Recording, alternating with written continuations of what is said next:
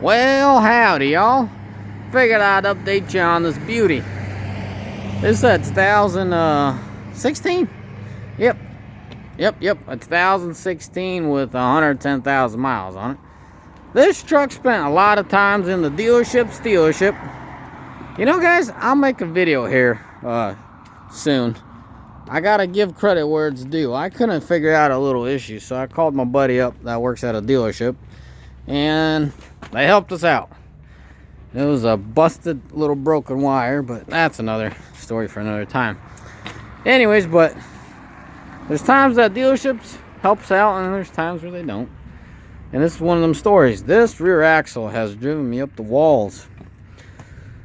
The truck was at the dealership for rear axle 3 times or 4. Now I don't remember, and I don't want to lie, but that's just what's up. Man, freaking, do you guys see what I see? So the dealership replaced the rear axle, but they did not install that airbag on right. Man, little lazy bums. Gotta get my guys in here to recheck everything, make sure there's those U-bolts and everything are tight, because that airbag does not look tight on there.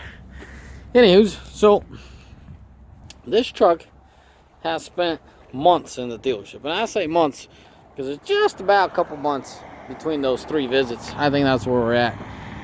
It was just disturbing, guys. This truck went in the first time, you know, bad bearings, they replaced it. Shortly after, went in the second time, replaced the bearings, and then went in for the third time. And just ridiculous, guys. Just absolutely ridiculous with this dealership. And I don't know if it's so much as the dealership, and it might not even be the dealership, as Chrysler. Their customer service is a freaking joke, man. They're just ridiculous. So, without being so negative about it, let me finish the story. Third time around, they had my truck for about a month. So, first 2 times they decided it was bearings, and then the third time they wanted to do bearings, so I threw a big fit about it and said, no, you're not gonna do just bearings, you know.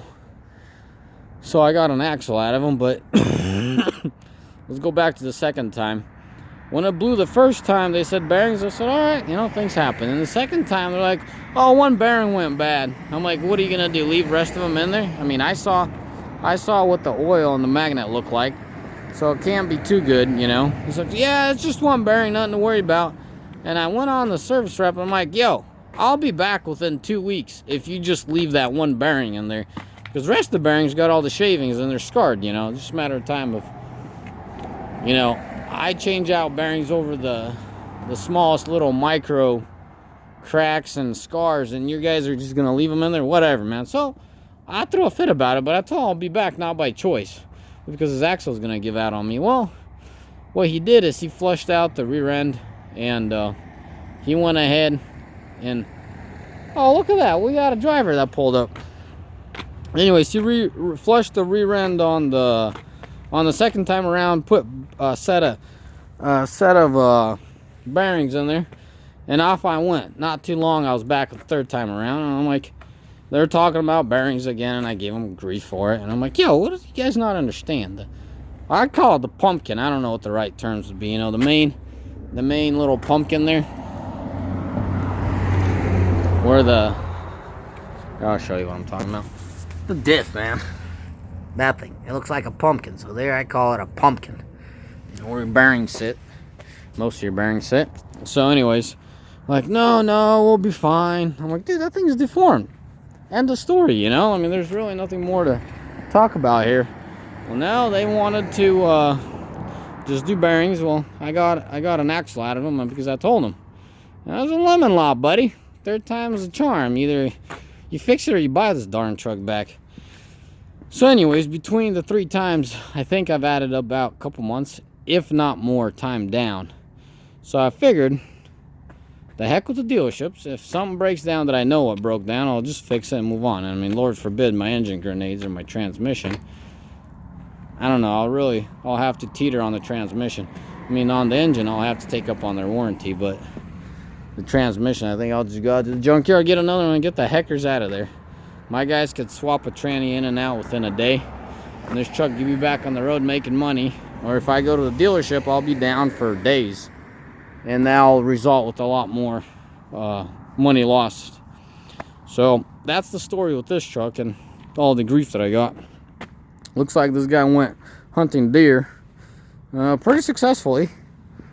Luckily, the deer didn't kick back hard enough and puncture the intercooler. So it looks like, I mean, that thing is just dunners.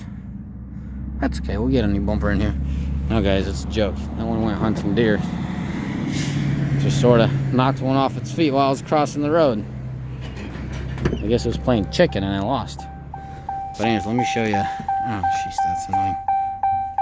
110 and 300. That's the mileage on this truck. Let me show you under the hood. I don't know what's new under the hood, but you know, you never know. We're all in for a surprise. Probably dirty under the hood, but who cares? I rarely wash my trucks, guys. There we are, all stock. Fancy looking. Anywho's, just wanted to share with you guys my little story with the dealership in this truck. And for this truck to have 110,000 miles on it, being a 16, in my company, this truck is probably a year and a few months old. So if it kept running for those couple months, I think we would be at, you know, 130, 140-ish by now. But anywho's, because I mean, it was done in the truck was down in the hot season. So in the hot season, you know, not temperature hot, as in well, at the time it was temperature in the middle of the summer, but that's productivity as well. You know, those seasons where we're loaded, we put in more miles in the summer than we do in the winter. So I definitely have quite a bit, noticeably more miles on it. Well, anyways, I'll give you one last go around this truck. Not a whole lot to show off, but figured I'd show you. Other than that, guys, you know, this truck served me well. Moral of the story of my my axle, and if I get another axle that goes down, heck, I'm going to the junkyard and get another one in there. Just taking it to my buddy's gonna rebuild it, and yeah, just put a rebuilt one in. Oh, by the way, that buddy that rebuilds axles called up that dealership too and gave him grief on my behalf. I mean, they got annoying. I mean, it went from, yeah, we got you an axle, to, hey, we lost the axle, to, we don't know where we get another axle, or where? The manufacturing plant, that's where, you fellas. And then, oh, we don't know when we get our hands on one. I mean, guys, the excuses that I heard was ridiculous. And I was starting to get edgy. But anyways, yeah, whatever. Lesson learned, you move on. Figured that's one of the main reasons why I have my channel to share with you guys. I know I sound like I'm nagging sometimes and being all negative about it. Thank God this truck's back on the road and keeping the wheels rolling. All right, guys, as always, have a mighty fine day.